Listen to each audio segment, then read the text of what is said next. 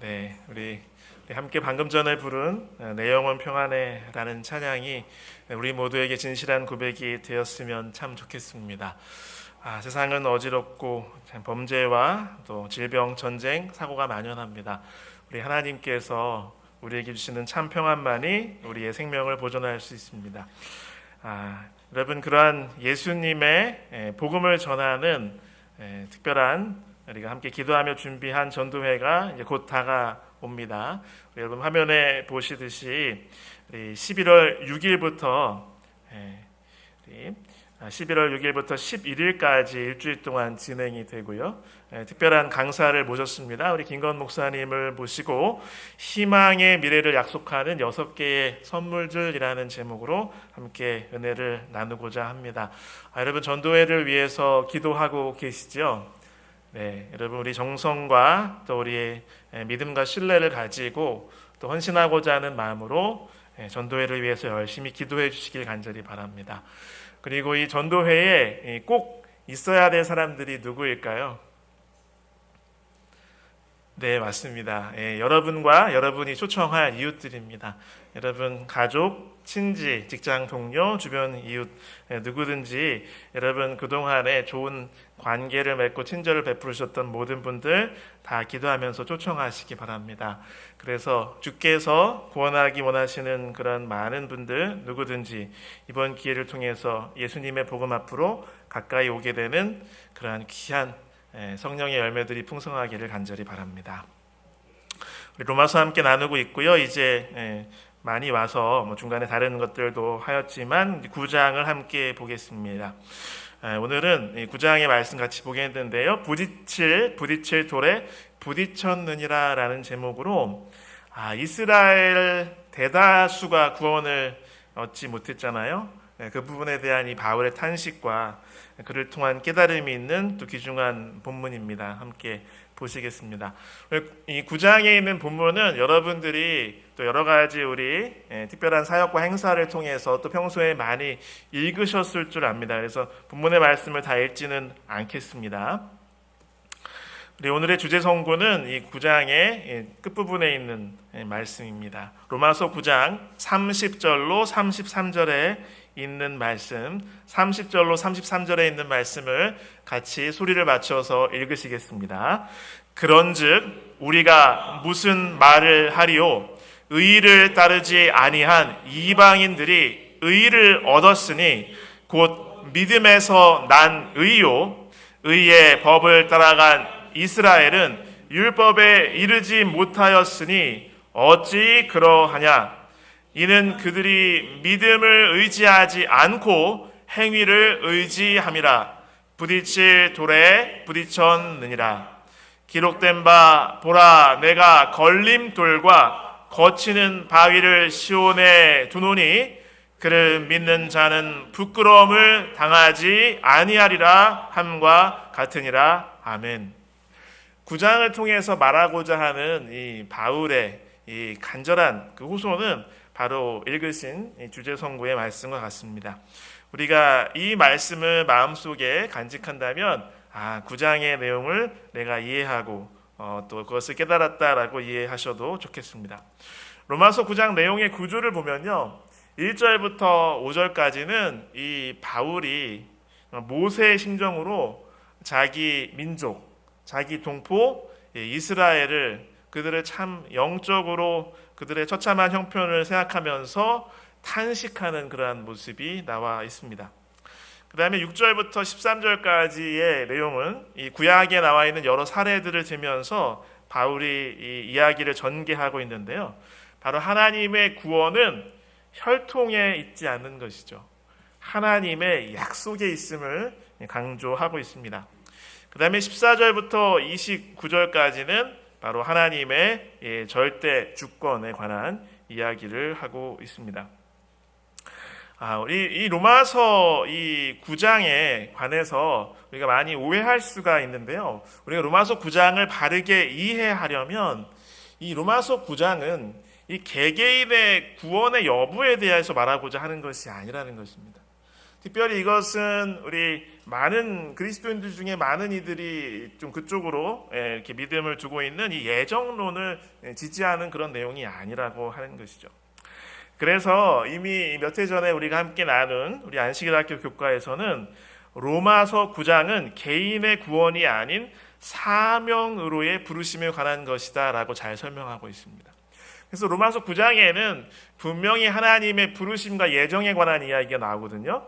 근데 이것은 개개인의 구원에 관한 것이라고요? 아니면 사명에 관한 것이라고요?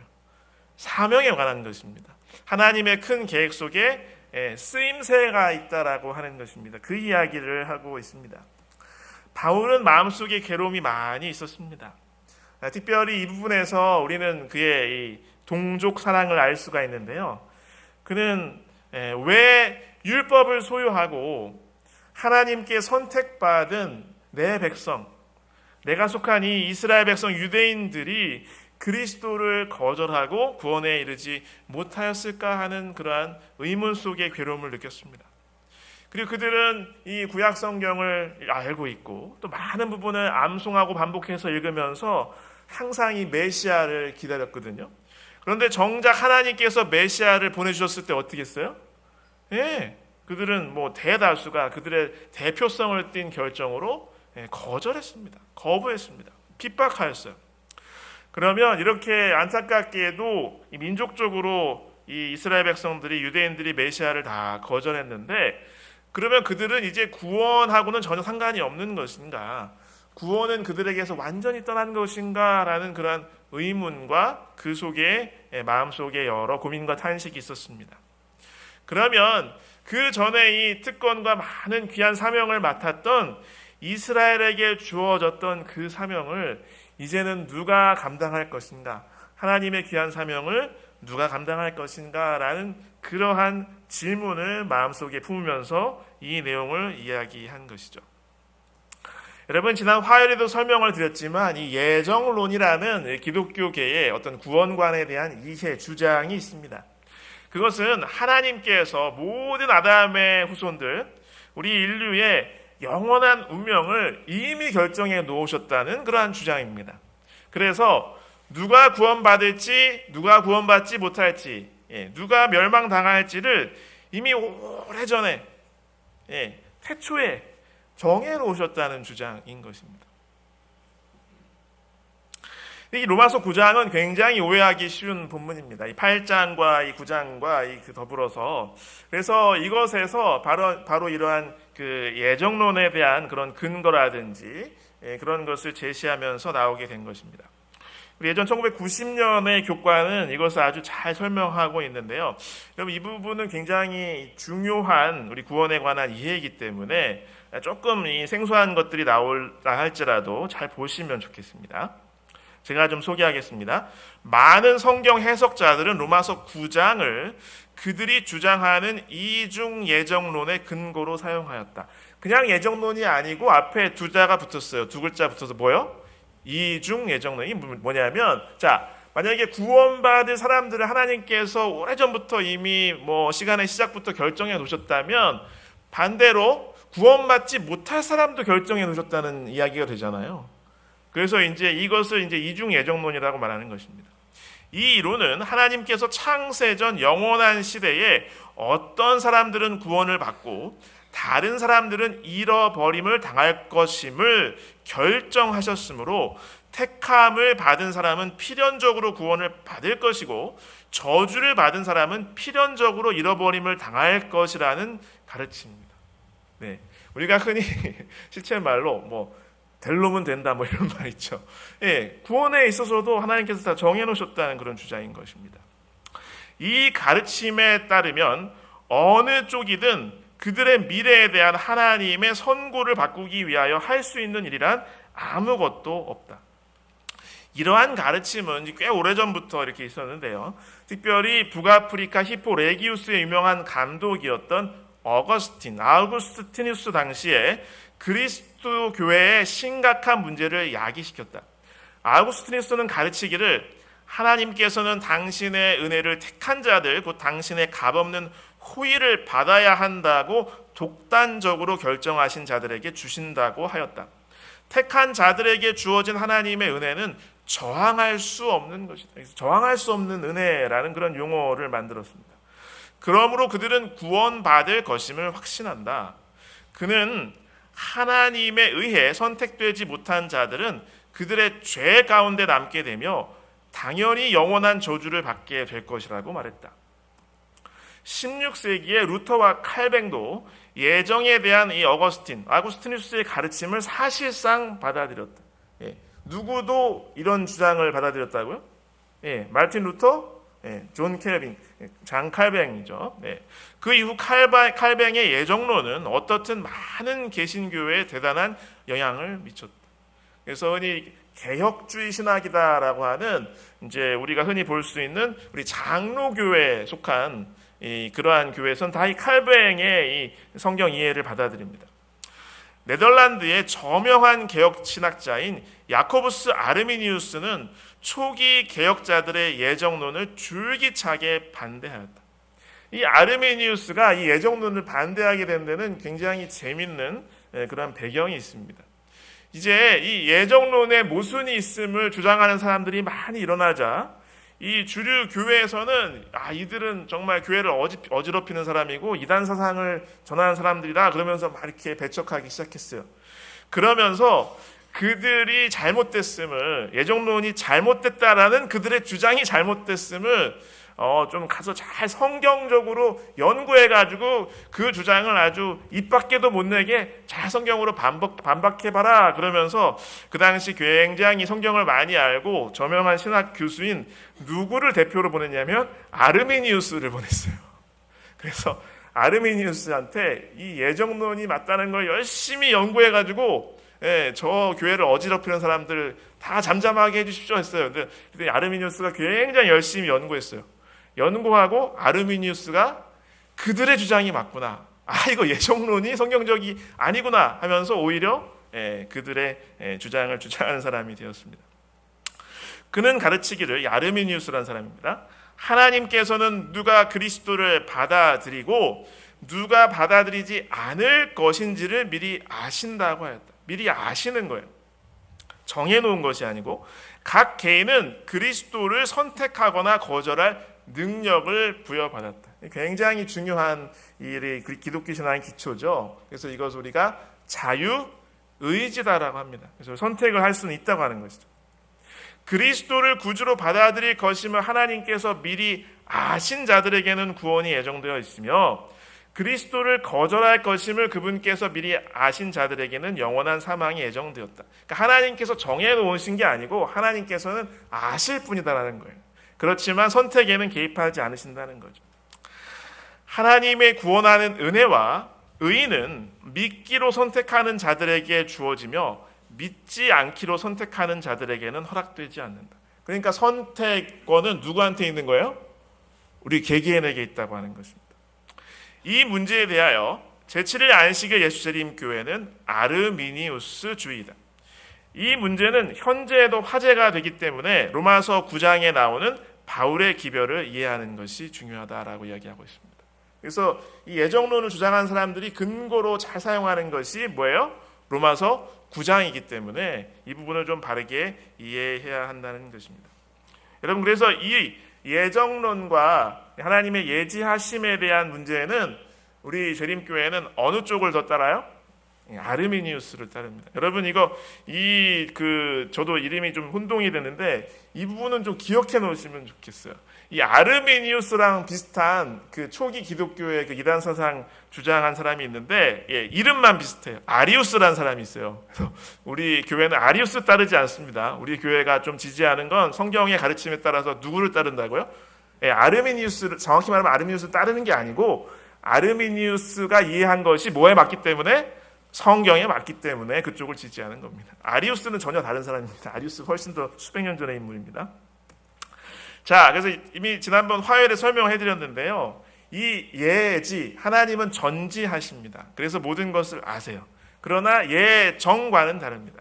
그래서 예지, 이미 화요일에 말씀드렸습니다. 이 한자가 다릅니다. 우리가 일반적으로 쓰는 그 예지라는 말이 아닙니다. 바로 예정론 할 때 쓰는 단어입니다. 미리 아심입니다.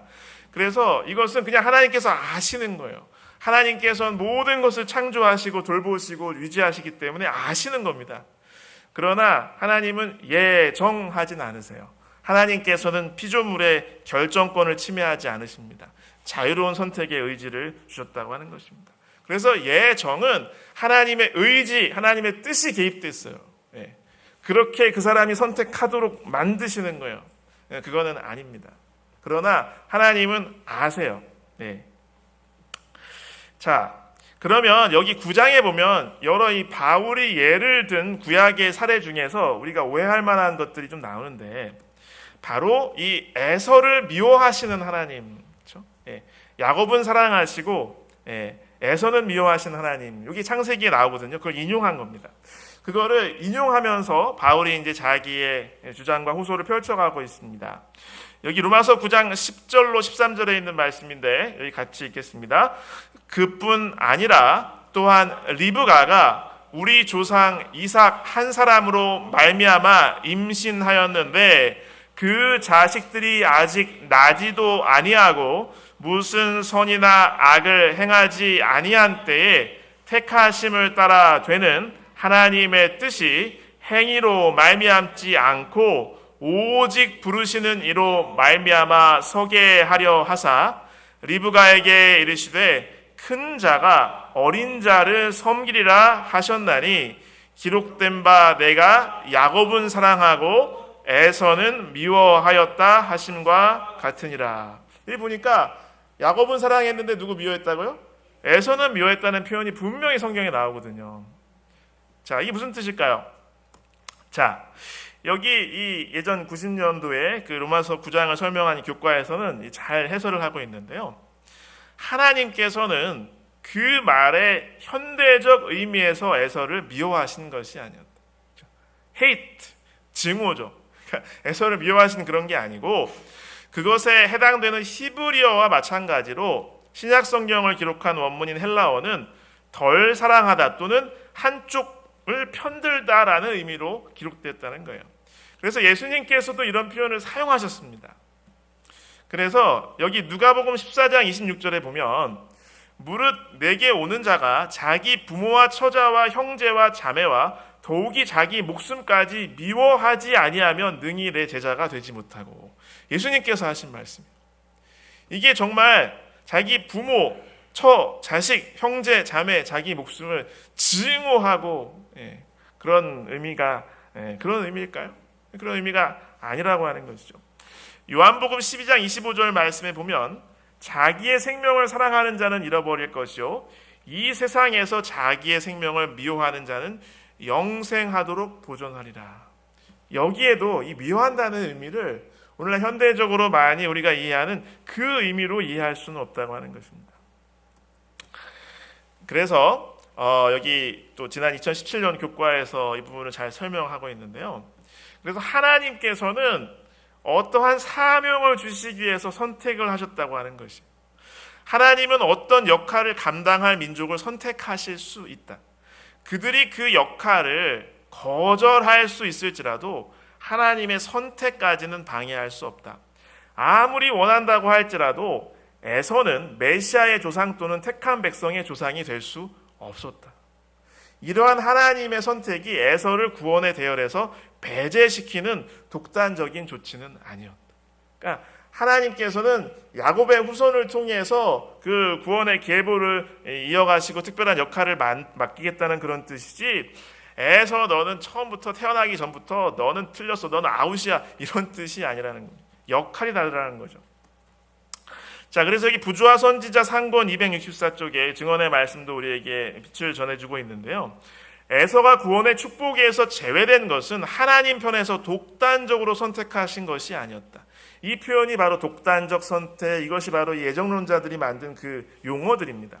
그리스도를 통하여 주시는 하나님의 은혜의 선물은 만민에게 거저 주시는 것이다. 누구든지 멸망당하는 것은 자신이 선택한 것이지 다른 사람이 선택해 주는 것은 아니다. 하나님께서는 각 영혼이 영생을 얻도록 택하심을 입을 수 있는 조건을 당신의 말씀 가운데 제시하셨는데, 그것은 그리스도를 믿는 신앙을 통하여 그분의 계명을 순종하는 것이다. 그러니까 이러한 구원의 원리와 방법을 정해놓으신 거예요.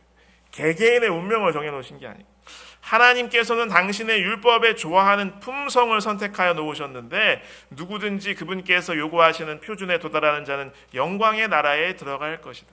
진실되게 주님을 붙들고 믿음을 붙들고 사는 사람들을 하나님께서는 다 영접하시는 것이에요. 자, 그래서 이 에서를 미워하셨다는 표현은 정말로 에서의 구원에 대한 이야기라기보다는 특별한 목적을 위해서 야곱을 처음부터 선택하셨다는 그런 것입니다. 사명에 관한 이야기인 것이죠. 자, 두 번째, 이 로마서 9장에 보면 또 바로에 관한 이야기가 나옵니다. 16절로 18절인데요. 로마서 9장 16절로 18절. 이 바로의 마음을 하나님께서 강팍하게 완악하게 하셨다는 표현이 성경에 나옵니다. 출애굽기 몇 번 나오죠. 그것을 인용하고 있어요. 자, 이 부분 같이 읽어보겠습니다. 그런즉 원하는 자로 말미암음도 아니요 다른 박질하는 자로 말미암음도 아니요 오직 긍휼히 여기시는 하나님으로 말미암음이니라. 성경이 바로에게 이르시되 내가 이 일을 위하여 너를 세웠으니 곧 너로 말미암아 내 능력을 보이고 내 이름이 온 땅에 전파되게 하려 함이라 하셨으니, 그런즉 하나님께서 하고자 하시는 자를 긍휼히 여기시고 하고자 하시는 자를 완악하게 하시니라. 그런데 이 출애굽기 보면 두 가지 표현이 다 있어요. 이제 바로가 스스로 마음을 완악하게 했다라는 표현과 하나님께서 그의 마음을 완악하게 만드셨다는 표현, 두 가지가 다 나옵니다. 여기 출애굽기 4장 21절이라든지 7장 3절이라든지 8장 15절에는 하나님께서 그의 마음을 강팍하게 하셨다고 나와요. 여호와께서 모세에게 이르시되 내가 애굽으로 돌아가거든 내가 내 손에 준 이적을 바로 앞에서 다 행하라. 그러나 내가 그의 마음을 완악하게 한즉 그가 백성을 보내주지 아니하리니.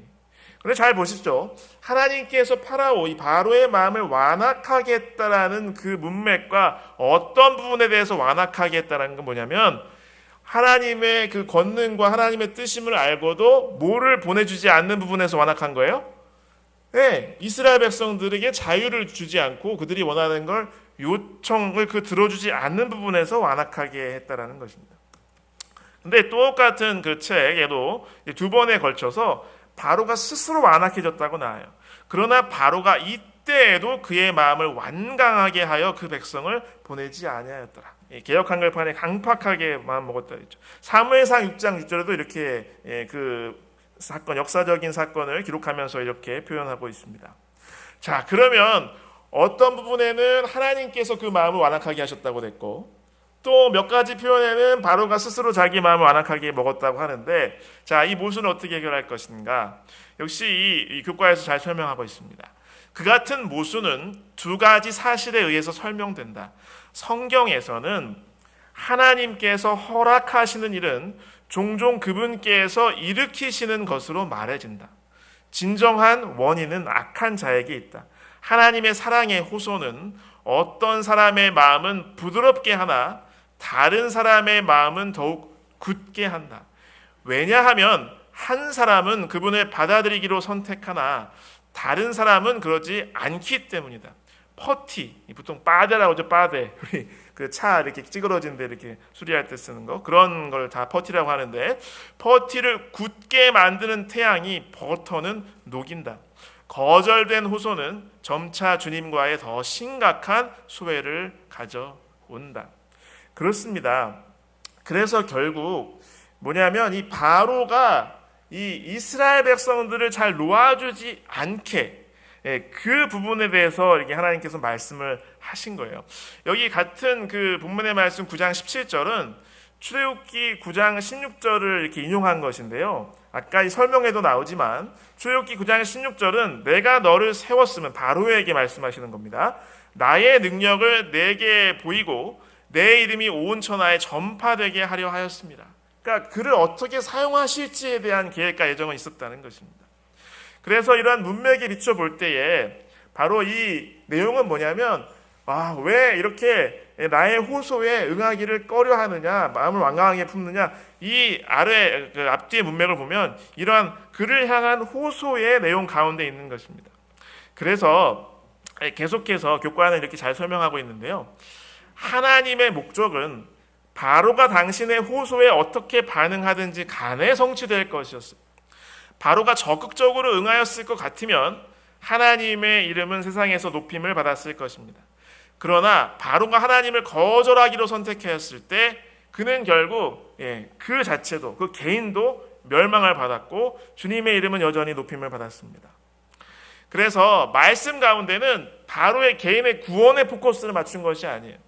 그 바로가 잃어버림을 당하도록 예정되었기 때문에 그가 하나님의 호소에 어차피 하나님께서 다 조종하셔서 부정적으로 반응할 수밖에 없었다, 이런 얘기가 아니에요. 하나님께서는 믿는 자들은 긍휼히 여기고자 하시고 믿지 않는 자들은 그 뜻을 인정해 주는 것입니다. 강제하지 않으십니다. 거절하시는 거예요. 그래서 이 이스라엘 백성을 둘러싼 그 상황에서 바로를 통해서 하나님께서 영광을 받으실 것이다, 그것을 예정하셨다고 하는 것이죠. 여기 교회 증언 5권에도 이러한 부분에 대해서 우리에게 좋은 설명을 주고 있는데요. 바로의 경우에 있어서 그 일은 어떠했던가? 성경의 기록은 하나님께서 그의 마음을 완강하게 강팍하게 하셨다고 되어 있다. 하나님의 능력의 현 가운데서 빛이 반복해서 주어질 때마다, 그 재앙이 10번까지 내렸잖아요. 그래서 중간에 가서는 원하는 대로 해줄게, 또 괜찮아지면 안 돼, 이렇게 하고 계속 그랬잖아요. 그렇게 빛이 반복해서 주어질 때마다 그 말은 되풀이 된다. 그가 하나님의 뜻에 순종하지 않기로 거절할 때마다 그의 마음은 점점 더 굳어지고 하나님의 영에 의한 감동을 덜 받게 되었다. 그렇죠? 우리 신약에서는 이것을 성령을 업신여기는 자라고, 이렇게 성령을 비방하는 자라고 이렇게 표현하고 있습니다. 점점 둔감해졌던 것이죠. 그래서 우리는 이렇게 우리가 점점 마음이 강팍해지고 둔감해지지 않도록 정말 주의해야 할 것입니다. 여기 히브리서 3장 12절로 14절에 바로 여러 이스라엘 백성들의 성경의 역사를 이야기하면서 우리 사도 바울은 이렇게 성도들에게 권면을 하고 있습니다. 같이 읽겠습니다. 형제들아, 너희는 삼가 혹 너희 중에 누가 믿지 아니하는 악한 마음을 품고 살아계신 하나님에게서 떨어질까 조심할 것이요, 오직 오늘이라 일컫는 동안에 매일 피차 권면하여 너희 중에 누구든지 죄의 유혹으로 완고하게 되지 않도록 하라. 우리가 시작할 때에 확신한 것을 끝까지 견고히 잡고 있으면 그리스도와 함께 참여한 자가 되리라. 아멘. 자, 우리 로마서 9장에서는 하나님의 그 섭리 가운데 하나님께서 어떤 용도로 쓰시는지 사명에 관해서 집중하고 있지만, 히브리서 3장에서는 우리 개개인의 구원에 관해서 이야기하고 있는 것입니다. 우리 마음이 스스로 계속 완고해서 굳어지지 않도록 오늘 미루지 말고 오늘 서로 권면하고 하나님의 말씀을 붙들라고 이렇게 호소하고 있습니다. 저와 여러분이 이 말씀에 순종하게 되시길 간절히 바랍니다. 여기 우리 2017년 교과에서는 이렇게 이야기하고 있습니다. 바울이 로마서 9장에서 개인의 구원에 관하여 말하고 있지 않음을 알아야 비로소 로마서 9장을 바르게 이해할 수 있다. 바울은 특정한 개인들에게 어떤 역할을 맡기시는 하나님의 부르심에 관해 말하고 있다. 하나님은 야곱의 후손들이 세상을 복음화시키기 위한 하나님의 특별한 대리자들이 되기를 바라셨다. 이 성경절에서 에서 이야기 아까 했고 성경에 나와 있잖아요. 로마서 9장에 구원을 받지 못할 것이라는 암시는 전혀 없다. 하나님은 모든 사람이 구원을 받기 바라신다.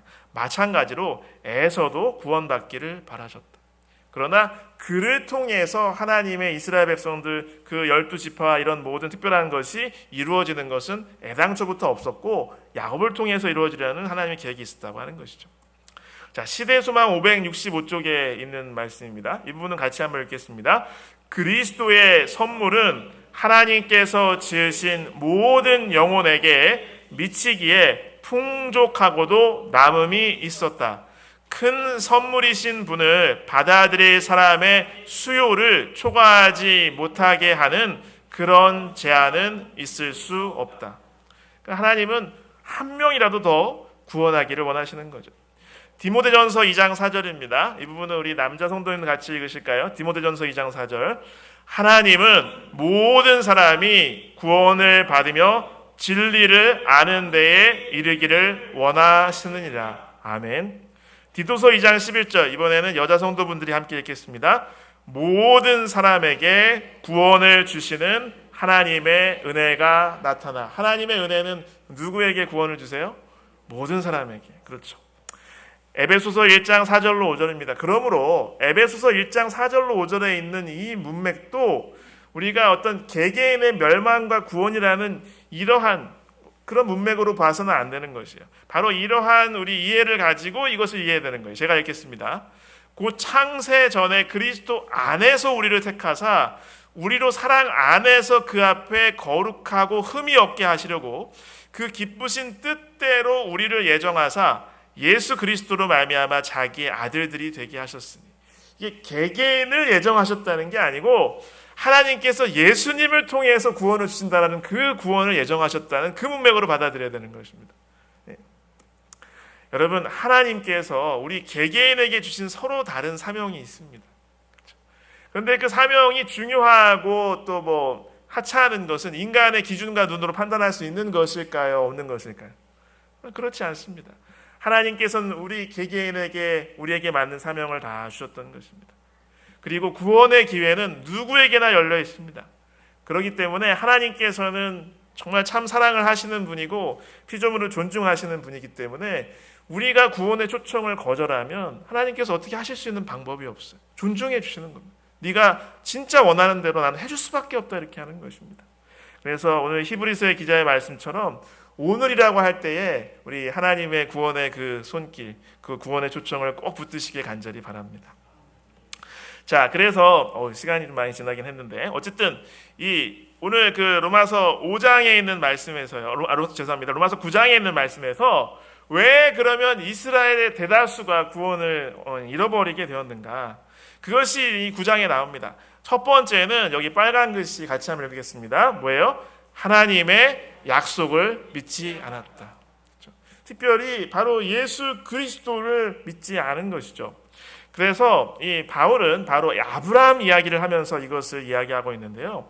로마서 9장 7절로 9절에 또한 아브라함의 씨가 다 그의 자녀가 아니라 오직 이삭으로부터 난 자라야 내 씨라 불리리라 하셨으니 곧 육신의 자녀가 하나님의 자녀가 아니요 오직 약속의 자녀가 씨로 여기심을 받느니라.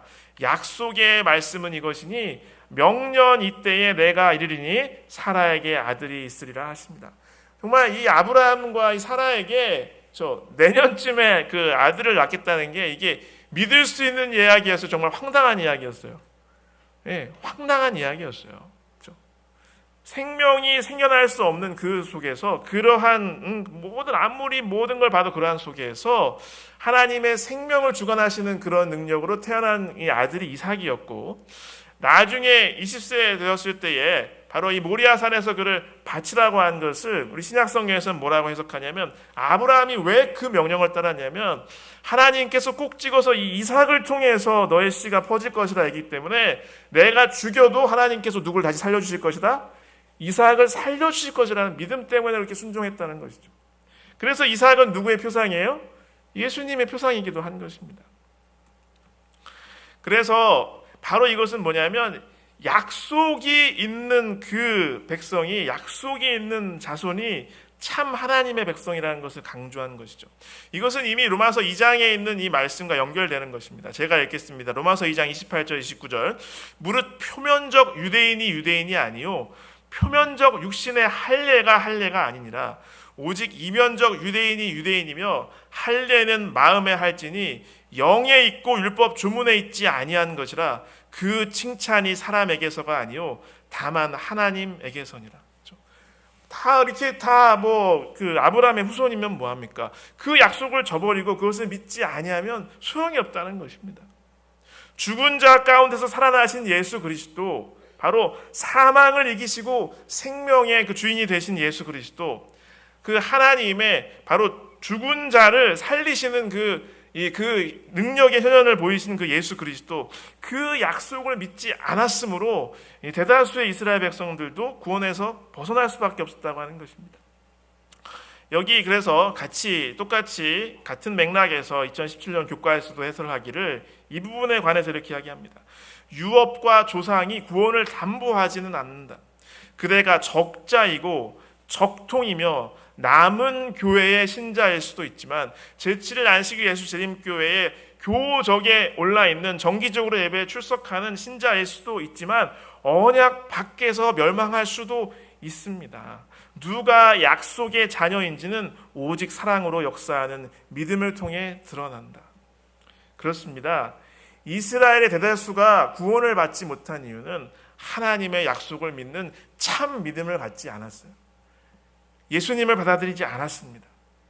그게 믿어지지 않았기 때문에 자기들의 고집만을 고수했어요. 여러분, 하나님의 약속을 붙드시고 약속을 저버리지 말게 되시길 간절히 바랍니다. 두 번째, 이스라엘 대다수가 구원을 받지 못한 이유는요, 남은 무리가 되지 않았어요. 뭐가 되지 않았다고요? 남은 무리가 되지 않았습니다.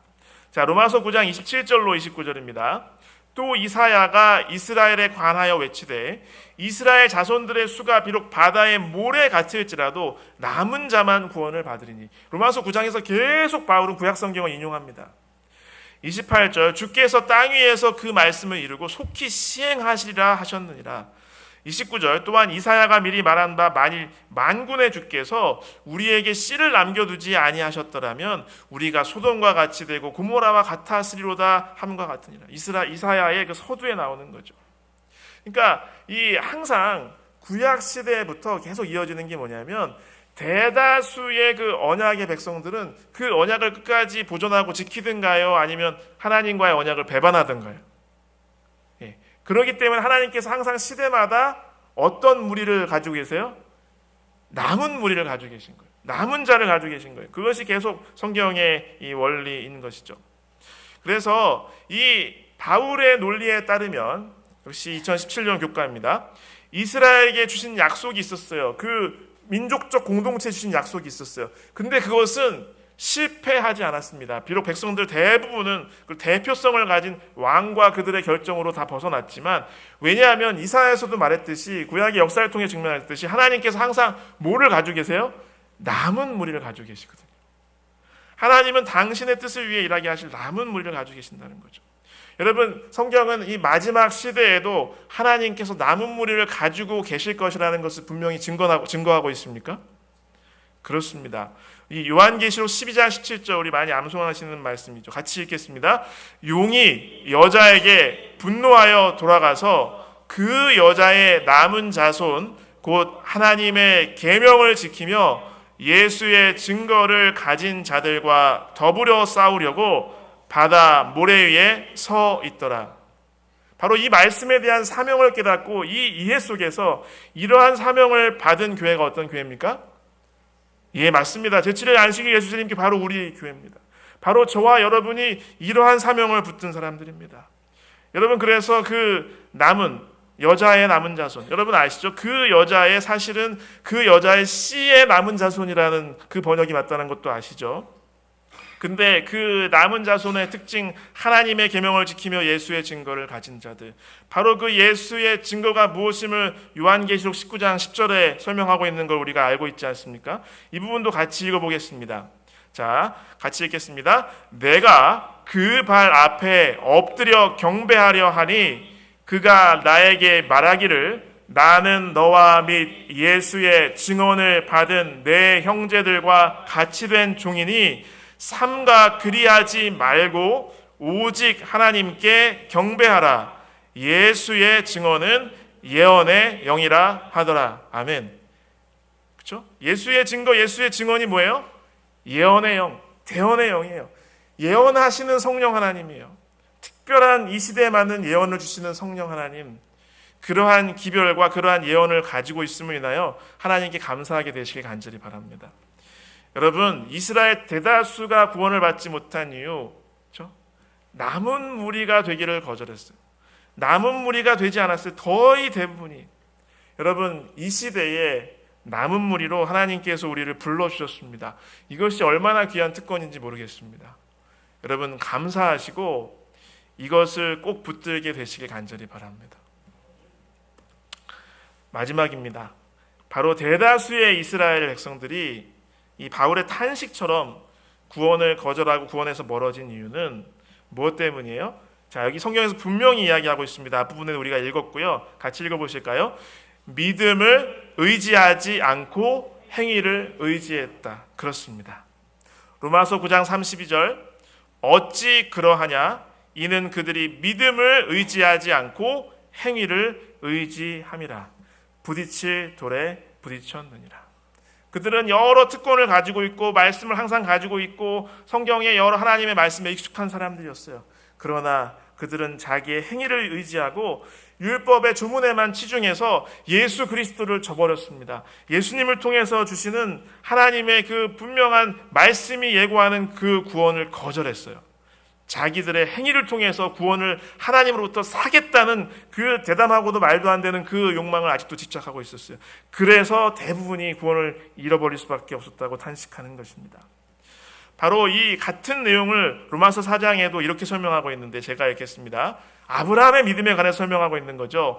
로마서 4장 11절 12절, 그가 할례의 표를 받은 것은 무할례시의 믿음으로 된 의를 인친 것이니 이는 무할례자로서 믿는 모든 자의 조상이 되어 그들도 의로 여기심을 얻게 하려 하심이라. 자, 아브라함의 육신의 후손만의 조상입니까? 믿는 모든 자의 조상입니까? 믿는 모든 자의 조상인 것입니다. 자, 12절 같이 읽겠습니다. 또한 할례자의 조상이 되었나니 곧 할례 받을 자에게 뿐 아니라 우리 조상 아브라함이 무할례시에 가졌던 믿음의 자취를 따르는 자들에게도 그러하니라. 그러므로 모든 사람들에게, 우리들에게도, 우리도 아브라함의 자손인가요? 그렇습니다. 그러니까 아브라함의 믿음의 자취를 따르는 사람은 아브라함의 자손인 거예요. 갈라디아서 3장 6절로 9절에도 같은 바울이 이렇게 이야기했죠. 아브라함이 하나님은 믿음에 그것을 그에게 의로 정하셨다 함과 같으니라. 그런즉 믿음으로 말미암은 자들은 아브라함의 자손인 줄 알지어다. 또 하나님이 이방을 믿음으로 말미암아 의로 정하실 것을 성경이 미리 알고 먼저 아브라함에게 복음을 전하되 모든 이방인이 너로 말미암아 복을 받으리라 하였느니라. 너는 세상에 복이 될지라. 9절, 그러므로 믿음으로 말미암은 자는 믿음이 있는 아브라함과 함께 복을 받느니라. 그렇습니다. 이스라엘의 대다수가 구원을 받지 못한 이유는 믿음을 의지하지 않고 행위를 의지했기 때문입니다. 우리는 오로지 예수 그리스도를 믿는 주님께서 주신 그 믿음을 붙들게 되시길 간절히 바랍니다. 다른 길은 없습니다. 사도 바울이 계속 이야기하는 게 뭐냐면 창세기로부터 지금까지 사도 바울이 편지를 쓰는 그때까지 하나님의 구원의 원리는 동일했다는 거예요. 하나님의 약속을 믿고 하나님께서 은혜로 주시는 그 부르심, 초청을 믿음으로 붙들면 구원을 얻는다는 것을 계속 이야기하고 있는 것입니다.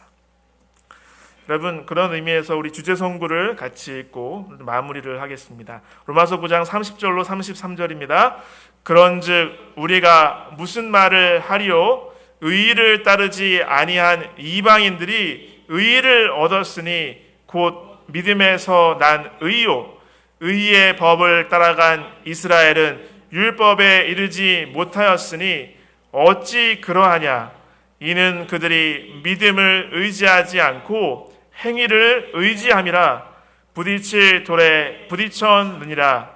기록된 바 보라, 내가 걸림돌과 거치는 바위를 시온에 두노니 그를 믿는 자는 부끄러움을 당하지 아니하리라 함과 같으니라. 33절에 바울도 어떻게 이해를 해요? 구약 성경에 말하는 걸림돌과 거치는 바위, 결국 그게 누구예요? 예수 그리스도입니다. 제가 이것을 읽고 같이 찬양하겠습니다. 누가복음 20장 17절로 19절. 그들을 보시며 이르시되 그러면 기록된 바 건축자들의 버린 돌이 모퉁이의 머릿돌이 되었느니라 함이 어찌미냐. 무릇 이 돌 위에 떨어지는 자는 깨어지겠고 이 돌이 사람 위에 떨어지면 그를 가루로 만들어 흩으리라 하시니라. 서기관들과 대제사장들이 예수의 이 비유는 자기들을 가리켜 말씀하심인 줄 알고 즉시 잡고자 하되 백성을 두려워하더라. 건축자의 버린 돌로서 모퉁이의 머릿돌이 되신 분, 바로 예수 그리스도, 바로 그 예수님의 그 부르심 앞에, 예수님의 그 십자가 앞에, 예수님의 구원의 초청 앞에 떨어져서 깨어지게 되시기를 간절히 바랍니다. 이제 함께 일어나셔서